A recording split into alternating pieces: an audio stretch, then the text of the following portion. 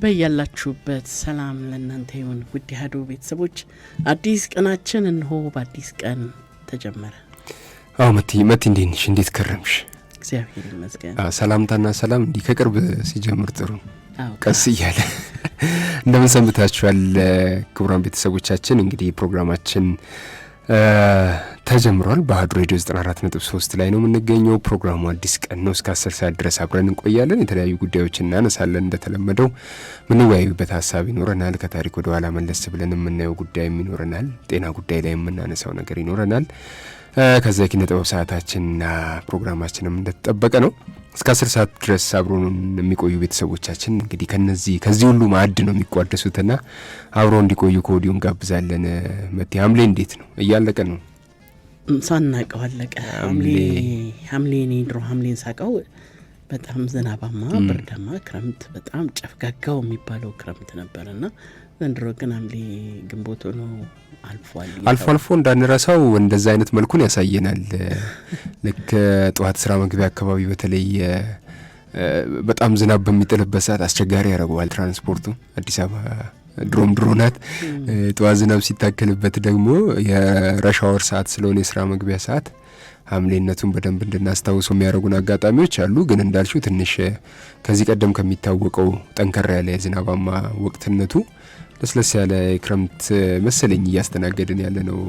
አላቅም እንግዲህ የኔ ሜትሮሎጂ የወቅት ምናምን ባለሙያ አይደለሁም፣ ግን ኦብዘርቭ የምታደርጊው ነገር አለ። የግድ ባለሙያ መሆን አይጠበቅብሽም። የምናየውን ነገር ነው ከምናየው የየዕለት እንቅስቃሴያችን ውስጥ ከሚገጥመን ነገር ተነስተን መናገር እንችላለን። ክረምቱ ዘንድሮ ትንሽ ቀዝቀዝ ያለ ይመስላል። ማለት እምብዛም የክረምት እንትን የለውም፣ የለመድነው አይነት የክረምት እንትን የለውም። እና እንግዲህ ነሐሴ ደግሞ ምን ይዞ እንደሚመጣ የምናየው ነው የሚሆነው። ደግደጉን ይዞ ይምጣ፣ በረከት ነገር ይዞልን ይምጣ። እውነት ነው። ቤተሰቦቻችን በሚኖረን ቆይታ በርካታ ጉዳዮችን ከእናንተ ከቤተሰቦቻችን ጋር አብረን የምንካፈል ነው የሚሆነው። በሀሳብ ገበታችን ዛሬ አንድ ሀሳብ ከቤተሰቦቻችን ጋር ልንካፈል ወደን ይዘን መጥተናል። የዛሬው የሀሳብ ገበታችን የመወያያ ርዕሳችን ስለ ስራ ጫናና ስለ ህይወት ሚዛን፣ ይሄ ነጮቹ ወርክ ላይፍ ባላንስ ይሉታል። ወደ አማርኛ ስታመጩ እንደዚህ እጥር ምጥን አድርጎ ለማስቀመጥ ትንሽ ሊያስቸግር ይችላል። ነገርየውም የሆነ ይሄ የቢሮ ስራ እየተለመደ ከመምጣቱ ጋር አብሮ የመጣ ሀሳብም ስለሆነ ሊሆን ይችላል የአማርኛ ያጣጣንለት እንጂ ቋንቋችን እንደዚህ አይነት ነገሮችን ለመክተት የሚያንስ ሆኖ አይደለም። ግን ስለ እሱ እናወራለን። እስኪ ስራ አካባቢ የሚኖር ጫና፣ ከቤተሰብ ጋር የሚኖርሽን ጊዜ፣ ለራስሽ የምትሰጪውን ጊዜና ግላዊ ህይወቶች ላይ የሚያሳድረው ተጽዕኖ ምን እንደሚመስል አሁን በደንብ እየታዩ ያሉ ነገሮች ስላሉ ከተለያየ አንጻር ይህንን ጉዳይ ለማየት እንሞክራለን። መቲ ከቤተሰቦቻችን ጋር ሀሳብ ሰጥተን የምንወያይበት ጊዜ ሰጥተን የምንወያይበት ሀሳብ ነው የሚሆነው። ወደ መጀመሪያ ለመወያያ ወደ መረጥ ነው ሀሳብ እንሄድና እስኪ የተወሰነ ነገር ከኛ በኩል እንበልና ቤተሰቦቻችን እናንተን ደግሞ እንሰማለን። ለዛሬ እንድንወያይበት የመረጥ ነው ሀሳብ መግቢያችን ላይም ለመጥቀስ እንደሞከር ነው ይሄ ፈረንጆቹ ወርክ ላይፍ ባላንስ የሚሉት ነገር አላቸው። የስራና የህይወት ሚዛንም በለው ወይም የስራ ጫናና የግል ህይወት ወይም የግል ብቻ ሳይሆን ማህበራዊ የቤተሰብ ህይወት መካከል የሚኖር ሚዛን። ባለፈው አንድ ፖድካስት እየሰማው የቢዝነስ ፖድካስት ነው። ፖድካስቱ ላይ የሚያቀርቡት ሰው በቢዝነሳቸው የተሳካላቸው ምንላቸው አይነት ሰው ናቸው።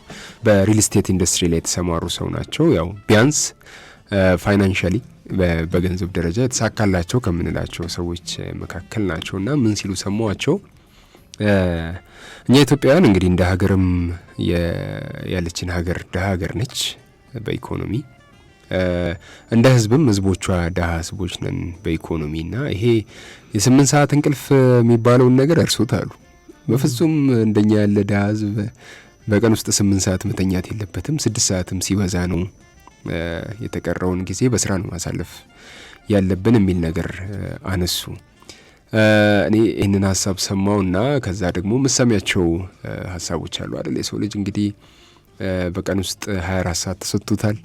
8ቱን ሊያርፍበት ለእንቅልፉ፣ 8ቱን ለስራ፣ 8ቱን ደግሞ ምንድነው የሚሆነው 8 16 የቀረው 8 ለተለያየ እንግዲህ ለግቡ ለስራው ለመግቡ እንደዚህ ከቤተሰብ ጋር ከራሱ ጋር ለሚያሳልፈው ጊዜ ነው አይደለም የሆነው። አሁን በተለይ ከከተማ ህይወት መስፋፋት ጋር ተያይዞ በፊትማ የገጠሩን ህይወት እንመልከተው ከተባለ የእርሻ ወቅት አለ። ያቺ የእርሻ ወቅት ምንድነው ቀልደኛ ገበሬ በሰኔ ይሞታል የምትል አባባል ለሞት እንኳን የማይፈቀድበት ወቅት አለ። ያ ወቅት ማለት ነው። ከዛ ወቅት ውጪ ያሉት ጊዜያት ግን የየራሱ የምትሰማሪባቸው ስራዎች ይኖራሉ። እንግዲህ የእርሻ ወቅት አለ፣ የዘር ወቅት ይኖራል፣ ከዛ የአረም ወቅት ይመጣል፣ ከዛ ያጨዳ የውቂያ ምናምን የምትያቸው ወቅቶች አሉ። እነኚህ ወቅቶች የየራሱን የስራ ጫናና ኃላፊነት ይዞ ይመጣሉ። ግን ከዛ በተረፈ ያለውን ጊዜ ሰዎች ለቤተሰቦቻቸው ጊዜ በመስጠት ብቻ በረፍትም ይሁን በሌላ ነገር እንዲያሳልፉ ይፈቅድላቸዋል። አኗኗራቸውም ነው የሚፈቅድላቸው። በነገር ላይ እዚህ ጋር አሁን የዘረዘርካቸው ስራዎች በራሳቸው ከቤተሰብ የሚነጥሉ አይደሉም። ከቤተሰብ ጋር የሚሰሩ ናቸው። አብረው ነው የምትውሉት። ውሏቸውን ሼር ለመደራረግ ጊዜ ይኖራቸዋል። ስለዚህ የስራና ይሄ የቤተሰብ ወይም ለራሳቸው የሚሰጡት ጊዜ ሚዛን ያልነው ባላንስ ያልነው ነገር በደንብ የሚጠብቅ ነበር በራሱ ተፈጥሯዊ በሆነ መንገድ ማለት ነው። የራሱ ናቹራል የሆነ ተፈጥሯዊ የሆነ ፍሰት ወይም ፍሎ አለው የራሱ። ይሄ የከተማ ህይወት ግን ያንን ነገር ያሳጣሻል። አንደኛ ጊዜሽ በራስሽና በራስሽ ቁጥጥር ስር ብቻ አይሆንም። ብዙ ፋክተሮች አሉ ያንቺን ጊዜ የሚቆጣጠሩ። የስራ ሁኔታሽ ያው አብዛኞቻችን የከተማ ህይወት ከሆነ ወይ የግል ቢዝነስ ነው የሚኖርሽ ወይ ተቀጥረሽ ነው የምትሰሪው።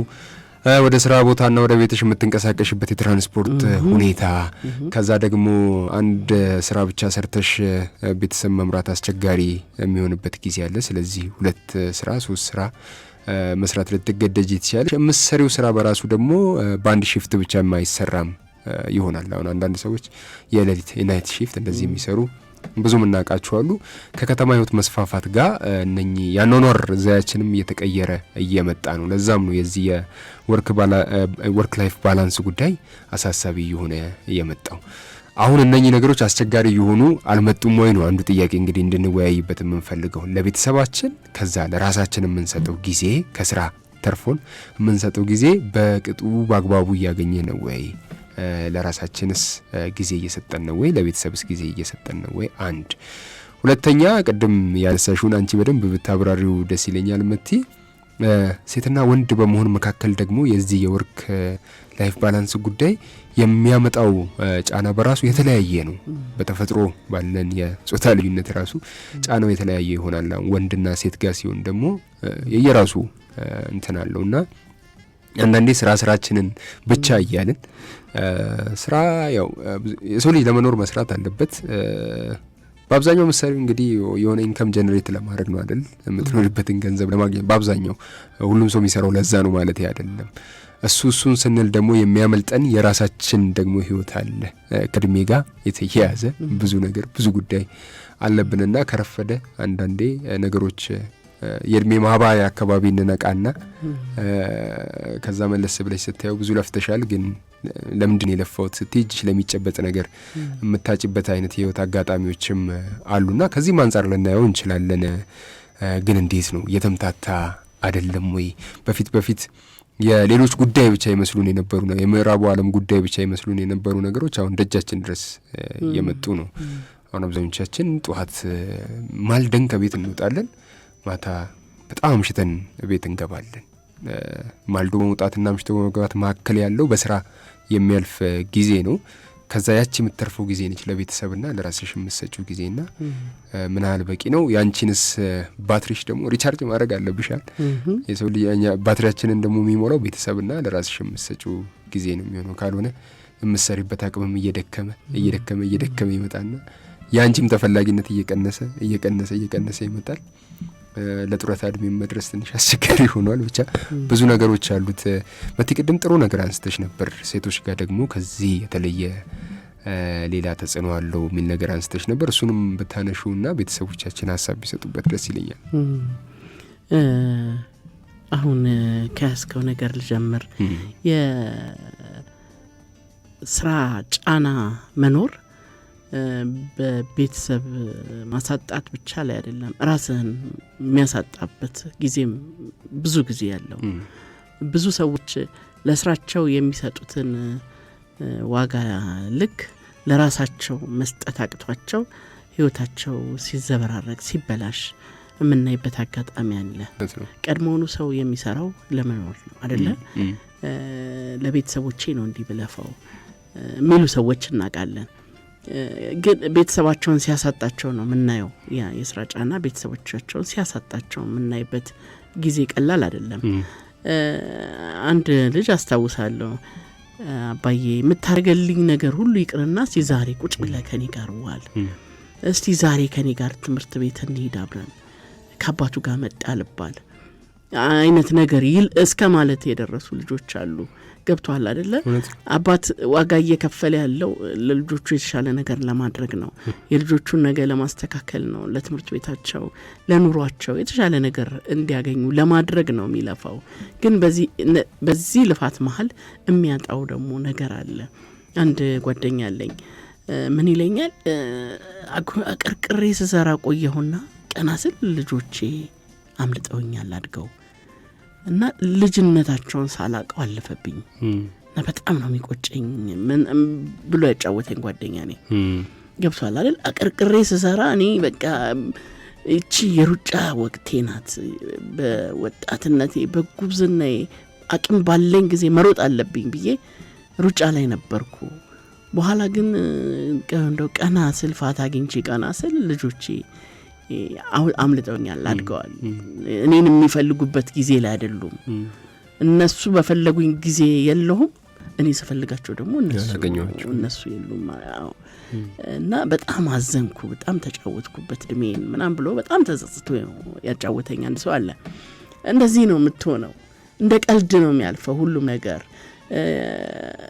በርግጥ ነው ብዙ ሰዎች ራሳቸውን ለማሸነፍ ቤተሰባቸውን የተሻለ ቦታ ለማድረስ ነው የሚለፉት በዚህ ልፋት መሃል ግን የሚያመልጡን ነገሮች እንማናገኛቸው ናቸው ደግመንም ልናገኛቸው ማንችላቸው ቀደም ስንጫወት እንደነበረው ነው በተለይ ሴቶች ላይ ደግሞ ይሄ የተለየ ዋጋ ያስከፍላል የተለየ ነገር አለው ብዙውን ጊዜ እንግዲህ የምንቀው ሴቶች እድሜያቸው ገና ለጋ በሆነበት ሸት በሆነበት ጊዜ ነው እንግዲህ ፈላጊ የምትለው እንደልብ የሚገኘው የሚፈለጉት በተለያየ መንገድ የተለየ ማለት ራሳቸውን የሆነ ማድረስ የሚፈልጉበት ቦታ ለማድረስ የሚችሉበት እድል የሚኖራቸው እድሜ ገደብ አለው አይደለ ያ እድሜ በምን ያልፋል ብዙ ጊዜ አሁን የተማሩ ሴቶች ላይ ምናየው ችግር ነው ይሄ በጣም አንድ ጊዜ እንደውም አስተዋውሳለሁ አንድ ፕሮግራም ሰርተን እንደነበረ በዚህ ጉዳይ ላይ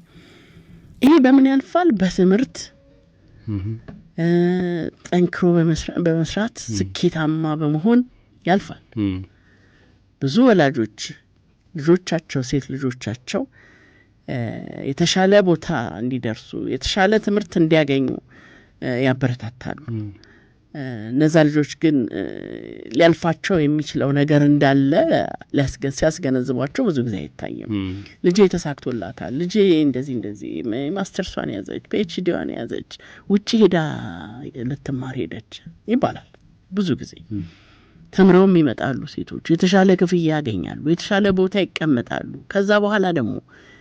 ከዛ በኋላም ደግሞ የተቀመጡበት የተሻለ ቦታን ለማሻሻል ደግሞ ጥረት ያደርጋሉ ታገላሉ ይዘካላቸዋል በሱ መንገድ ከዛ ይሆነ እድሜ ላይ ሲደርሱ የረሱት ነገር እንዳለ ያስታውሳሉ ይሄን ነገር እኮ አላረኩም ራሴን አልተካውም አላገባሁም ይሄን ነገር ማድረግ አለብኝ ብለው ከዛ እድሜ በኋላ ሊመለሱ ይፈልጋሉ ወደ ኋላ ያኔ ግን ብዙ ነገር አልፏል ብዙ ትዳሮች ወይ ደግሞ ብዙ ሴቶች ራሳቸውን የመተካት እድል የሚያጡበት አጋጣሚ ብዙ ጊዜ ነው አንደኛው ቅርንጫፍ ይረሳል አይደል ይሄ አሁን አንድ ዛፍ ሲያድግ ቀጥ ብሎ ዋናው ቅርንጫፍ ይረሳል ዋናው ነው የሚረሳው በነገር ላይ እኔ የሴቶች ስኬትን የሴቶች የተሻለ ቦታ መድረስን መቃወም አይደለም በጣም ሴት ልጅ ራሷን የምታስቀምጥበት ቦታ በልጅነቷ ወይ ደግሞ ገና ተማሪ ሳለች ያሰበችበት ቦታ ለማድረስ ትታገላለች። ሁላችንም ታግለን ነው እንግዲህ ያሰብንበት ቦታ የደረስነው። ስትታገል በዛ ትግል መሃል አንድ ሁልጊዜ ነው ይሄ የሆነ አንዳንዴ አይደለም ብዙ ጊዜ ነው ይረሳል። ነገ አደርገዋለሁ ብለው እንትን ያደርጉታል። ቤተሰብም ደግሞ ያንን ይደግፈዋል። ትደርሳለህ። መርሳት ብቻ ነው። አንዳንዶቹ ሆን ብለው ያንን መርጠው የሚያደርጉም ይኖራሉ። ይረሳል ስለ እኮ መርሳት ስለ መዘንጋት አይደለም እኮ ይሄ ይደርሳል ይባላል። የት ይሄድብሻል ትደርሻለሽ ይላል። ቤተሰብም ይደግፋል መማሯል። እንደው ከስንት አንድ ቤተሰብ ነው ኧረ ወጋ ሳይን ኧረ እንደዚህ በይ ኧረ እድሜሽ እንዳይሄድ ምናምን ብሎ የሚለው ከስንት አንድ ቤተሰብ ነው። አብዛኛው ቤተሰብ ይደግፋል። ልጁ የተሻለ ቦታ እንድትደርስ የማይፈልግ ቤተሰብ የለምና። በኋላ ግን በዚህ መሀል ልጅ ያው የእድሜ ጉዳይ ይመጣል። ዛሬ ደግሞ እድሜው ቀርቧል፣ እንደ ድሮ አይደለም። እንደውም አስታውሳለሁ አንድ ፕሮግራም ስንሰራ በ35 ዓመቷ ልጅቷ ሜኒፖዝ ፔሪድ ውስጥ ገብታ ከዛ በኋላ እንግዲህ ልክ 33-32 ዓመት እድሜዋ ላይ ባነነችና ምን እያረኩ ነው ምናምን ብላ እንግዲህ ገና ለፍቅር ግንኙነት ማሰብ ከሰዎች ጋር ለመቀራረብ ለመተዋወቅ ማሰብ ላይ ገብታ በኋላ 35ኛ ዓመት እድሜዋ ላይ ጋብቻ መስርታ ግን መውለድ የማትችልበት እድሜ ውስጥ እንደገባች የሚያሳይ አንድ ፕሮግራም ሰርተን ነበር። ይሄ ደግሞ በጣም በጠዋት ነው፣ በጣም early ነው። በነገር ላይ በጣም እንደዛ ሆኗል። ልጆች እዚህ ፔሪድ እንትን ውስጥ የሚገቡትን በጊዜ ሆኗል። ቶሎ ነው እሱ። በርግጥ የሚቆመውም በጊዜ የሆነበት እንግዲህ የተፈጥሮ ጉዳይ እየተለዋወጠ የመምጣቱ ጉዳይ ይሄ የተለያየ ፋክተር ይኖራል። ግን እንደዚህ የሆነበት ጊዜ ነው ያለውና ልንረሳው የማይገባንን ነገር ያስረሳናል። በጣም ጥንቃቄ ልናደርግ ይገባል። የስራ ጫና ይህን ብቻ አይደለም፣ ቤተሰብን ያስረሳል፣ ልጆችን ያስረሳል፣ ትዳርን ያስረሳል። ብዙ ትዳሮች ይፈርሳሉ። እኔ ምን አገባኝ፣ እኔ ጠዋት ይገባል፣ ጠዋት ይወጣል፣ ማታ ጨርቆ ነው ይመጣል። እኔ ብዙ ትዳሮች እና ይሄ በጣም ጥንቃቄ ልናደርግበት ይገባል። ብዙ ጊዜ እንተ ስለማናደርገው ይመስለኛል መቲ እንግዲህ ካለብን የኢኮኖሚ ችግር አንጻር ዋናው በተለይ ወንዶች ጋር እኔም ስለምረዳው ያለብሽ ትልቁ ኃላፊነት የሚመስልሽ የሆነው ማለት አይደለም የሚመስልሽ ይሄ የዳቦ ጥያቄ የመመለስ ጉዳይ ነው። በቃ ብሬድ ዊነሩ እንግዲህ በእኛ ሀገር ማህበረሰብ አባት አይደል? አባት ነው ትልቁ ኃላፊነት ትልቁ እንደዚህ አይነት ነገሮችን እንዲያመጣ እንዲያሸንፍ የሚጠበቀው አባት ነው። እሱን ለማሸነፍ ደግሞ ሩጫው ቀላል ይሆን አይደለምና እነዛን ነገሮች ለማሳካት ስትሮጪ ቤተሰብሽን ብቻ እኮ አይደለም ራስሽንም ትረሻለሽ በነገርሽ ላይ። ይሄ ደግሞ ፊዚካል ቦዲያችን ግዘፍ የነሱ አካላችን ሁሌም ካላዳመጥሽው አሁን ባለው ሁኔታ ቅድም የሴቶቹ ጋር ቶሎ ይሄ ለአቅመ አዳም የመድረሱ ነገር ቶሎ ይመጣና ለአቅመ ሔዋን የመድረሱ ነገር ቶሎ ይመጣና ቶሎ ይጠፋል እንዳልሽው ሁሉ ቶሎ በርትተሽ ቶሎ ምደክሚበት አይነት ወጣትነት ነው ያለው። ማለት እቺ ሬንጇ ጠባብ ነች። ያው ቅድም ካልሽው እንትኖች ጋር ይገናኛል። አኗኗራችን፣ አመጋገባችን፣ ጊዜው እንወስዳቸው መድኃኒት ብዙ ነገር ልናነሳ እንችላለን። ይሄ ከከተማ ህይወት መስፋፋት ጋር ምናምን ተያይዞ የመጡ ነገሮች አሁን የምግቡም እንግዲህ አሁን ጄሞ ምናምን እያልን ብዙ ምን ጠቅሳቸው ነገሮች ይኖራሉ። ግን እውነታው ቶሎ ወጣና እንደ ሸምበቆ ተንከባለለ እንደ ሙቀጫ ይላል ደምሴ ዳምጤ ነፍሱን ይማረውና አንድ ፕሮግራም ላይ ያስታውሳለሁና ቶሎ እንደ ሸምበቆ ቶሎ ተን እንደ ሙቀጫ ቶሎ የምንንከባለልበት የእድሜ እንትን ያለው ሬንጇም ጠባብ ነች። ራሳችንን ሳናዳምጥ አንዳንዴ ይከዳሻል። አቅምሽ ምንሽ ይከዳሻል ያለ ይመስልሻል። ምንድን ጸጉራም ለሴት ይሞታል አይነት ይሆንብሻልና ራስሽን ማዳመጥ ያለብሽ በነገርሽ ላይ ለራስሽ ብለሽ ብቻ አይደለም። ያ የምትሮጪው የምትደክሚው ለቤተሰብ ብለሽ አይደለም ማለት ለወለድሻቸው ልጆች ለመሰረትሽው ቤተሰብ ብለሽ አይደለም። ራስሽንም የምታዳምጪው ሰስቴን ያንን ነገር ለማስቀጠል ነው። ያንን ነገር ለማስቀጠል መኖር ስላለብሽ ከሌለሽማ የለም ሁሉም ነገር ሊቀር ነው እኮ። አንቺ ከቀረሽ በቃ ሊቀር ነው።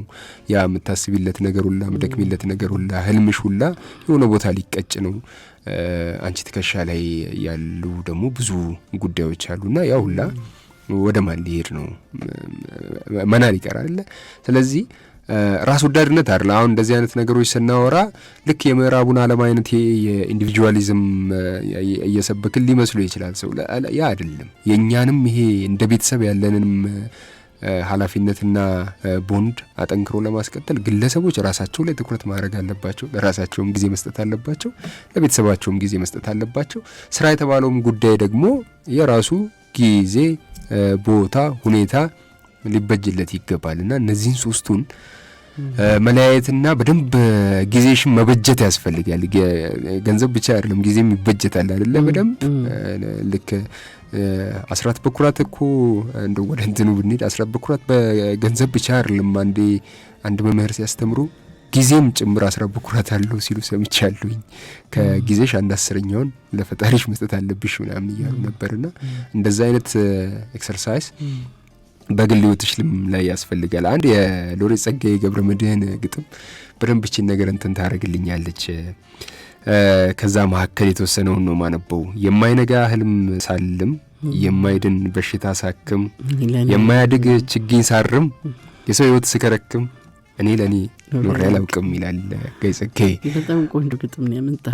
እና አንቺ ለአንቺ የምትኖሪበትን ደግሞ አንቺ ለአንቺ ስትኖሪ ደግሞ አንቺ ለሌላው የምትተርፊበትን ነገር ነው የምታደርጊውና ቀላል ይመስላል ነገርየው። የዚህ የስራ ጫናና የህይወት ሚዛኑ መጠበቅ አለበት። ካልሆነ ይዛነፍና የሆነ ቦታ ላይ የተጨነቅሽለት የሮጥሽለት ነገር ሁላ አንቺ እስካለሽ ነው የሚኖረው። አንቺ ሳትኖሪ ሁሉም ነገር ይቀራል። ደግሞ ብዙ አናቅም እንደዚህ በአካባቢያችን እንደለፋ አንድ ቀን እንኳን እንትን ሳይል ሳያርፍ እምንላቸው ብዙ ሰዎች አሉ። ቅድም ያነሳሽው ደግሞ የሴቶቹ ጋር ደግሞ የራሱ የሆነ ሌላ እንትን አሉ ውስብስብ ጉዳዮች አሉትና ሚዛኑ በደንብ መጠበቅ ያለበት ይመስለናል። እኛ በእኛ በኩል ቤተሰቦቻችንስ ምን ታስባላችሁ? የምትጨምሪው ሀሳብ ካለ እዚህ ላይ ብጨምሪ ደስ ይለኛል።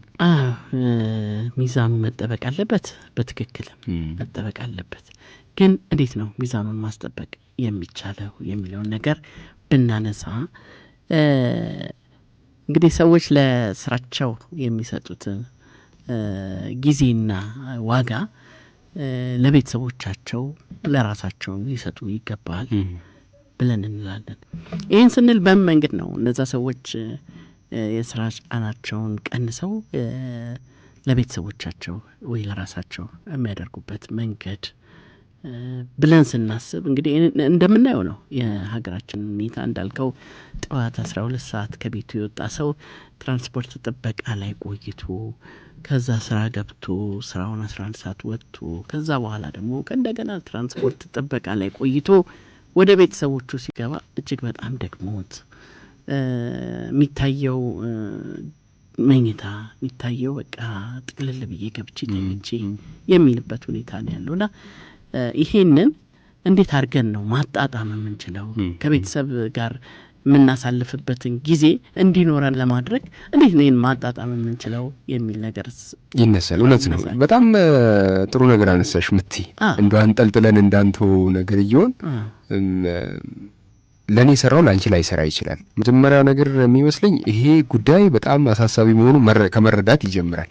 ቆም ስትይ እኮ አንዳንዴ ምንድነው ምን ለራሱ አያውቅም ይባላል። አንዳንዴ በሌላ በአካዳሚክም ይሁን በሙያሽም ይሁን በጣም ኤክሴል ታደርጊና በጣም የበቃሽ ባለሙያ ትሆኝና ትንሿን በጣም ወሳኛዋን ነገር ልስቺ ደግሞ ትችያለሽ ካለብሽ ጫናም ከምንም አንፃር ማለት ነው። ብዙ ጊዜ ትንንሽ ነገሮች ችላ እንላቸዋለን። መጀመሪያ ይሄ ነገር በጣም አሳሳቢ መሆኑን ከመረዳት ይጀምራል። ከዛ በኋላ ግን የጊዜ አስተዳደር የተለያዩ ቴክኒኮች አሉ። ለኔ የሚሰራው ላንቺ አይሰራም፣ ላንቺ የሚሰራው ለኔ ላይሰራ ይችላል። እዛ ላይ ደግሞ ብዙ የሚነበቡ መጽሐፎች ይኖራሉ።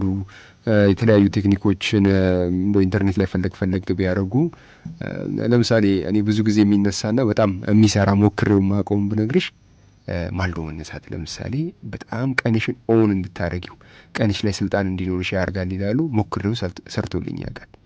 በፊት አሁን ከእንቅልፍሽ 1 ሰዓት የምትነቂ ሰው ከነበርሽ በተቻለ መጠን 12 ሰዓት ቢነቃ ሰው የጠዋት 1 ሰዓት ከሆነ ሰዓት 3 ሰዓት ጋር ምናምን ነው እኩል የሚሆነው። በነገርሽ ላይ እኩል አይደለም እና የጠዋትሽ ላይ ብለህ 1 ሰዓት 30 ደቂቃ ምናምን ማትረፍ በጣም ይሰራል። ለምሳሌ እኔ ሞክሬው ከማውቃቸው ነገሮች ውስጥ በጣም ትክክል። ስለዚህ እንደዚህ አይነት ነገር ሰዎች ቢሞክሩ ሌሎች ቀላል ያሉ ነገሮችንም ምግብ የምትመገብበትን ሰዓት ከፋሚሊ ጋር እንድትሆን የምታደርግ ያቺ ምናልባት ለዛ ምግብ ለመመገብ 20 ደቂቃ 30 ደቂቃ ልትጠቀም ትችላለህ። በዛ ሰዓት ውስጥ ከቤተሰብ ጋር ሀሳብ ሼር ትደራረጋለህ። የልጆችን ለውጥ ታያለህ። ልጆች በምን ሁኔታ ውስጥ እንዳሉ ታያለህ። ልጆችም ከእናት ከአባታቸው ጋር ተቀምጠው ያችን ሰዓት ማሳለፋቸውን እንደ ቀላል አይደለም የሚያዩት። ከምንም ነገር በላይ እንደው ሊያሳስበን ይገባል። እንደው በተለይ ልጆች ያለን ወላጆች ለልጆቻችን በቁስ ከምንሰጣቸው ወይ ደግሞ በገንዘብ ከምናደርግላቸው ነገር ይልቅ በጊዜ የምንሰጣቸው ነገር የበለጠ ያስደስታቸዋል። የበለጠ ዋጋም አለው። በጣም ዋጋም ቫልዩም አለው። በጣም ትልቅ ነገራቸው ነው። ቀደም ያልኩህ ልጅ እኔ ከኔ ጋር አብረ ብታሳልፍ ዛሬ ትምህርት ቤት አንተ ብታደርሰኝ ያለው ልጅ ቀላል መልእክት አይደለም፣ ትልቅ ነገር ነው።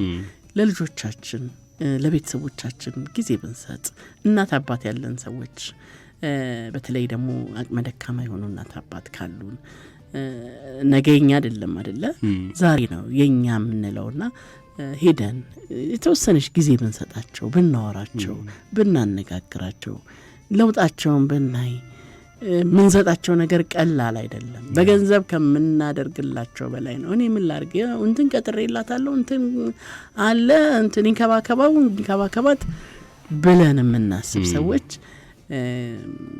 የማይተካውን ጊዜን አልሰጠናቸውም። እውነት ነው መቲ። በተለይ ከፈሰሰ የማይታፈስ ነገር ላይ በጣም ትኩረት ብናደርግ አንዳንዱ ካለፈ የማይመለስ የልጆቻችን ልጅነት እንዳልሽው የአባትናትሽ ጋር የምታሳልፊያቸው ጊዜዎች በስልክም ሊሆን ይችላል እኮ አሁን እያልሽኝ እንደው ራሴንም እንዳይ እያደረግሽኝ ነበረ። ያልፍና የሆነ ሰዓት ላይ ጸጸትና እንትኑ አሁን አንድ ጓደኛ አለኝ እንደዚህ አንድ ቤተሰብ ነን። እናቱ በጣም ነበር የሚወዳት። በሱ ሀሳብ የሚበቃትን ጊዜ አልሰጣትም።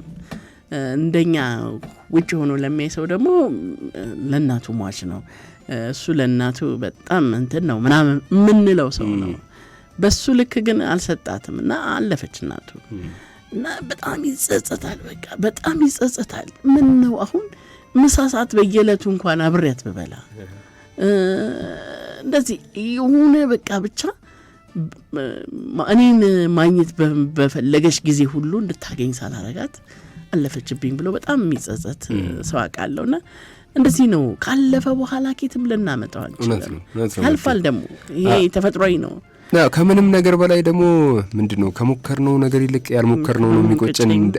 አቶ አብነት ገብረ መስቀል ሰሞኑን ከደረጃ ይሌ ጋር ያደረጉትን ኢንተርቪው እየሰማው በጣም አሪፍ ኢንተርቪው ነው። ሰዎችም ቢሰሙት ሪከመንድ ያደርጋለሁና ምን አሉ እሳቸው እንግዲህ በብዙ የህይወት እንትን ውስጥ ያለፉ ሰው ናቸው።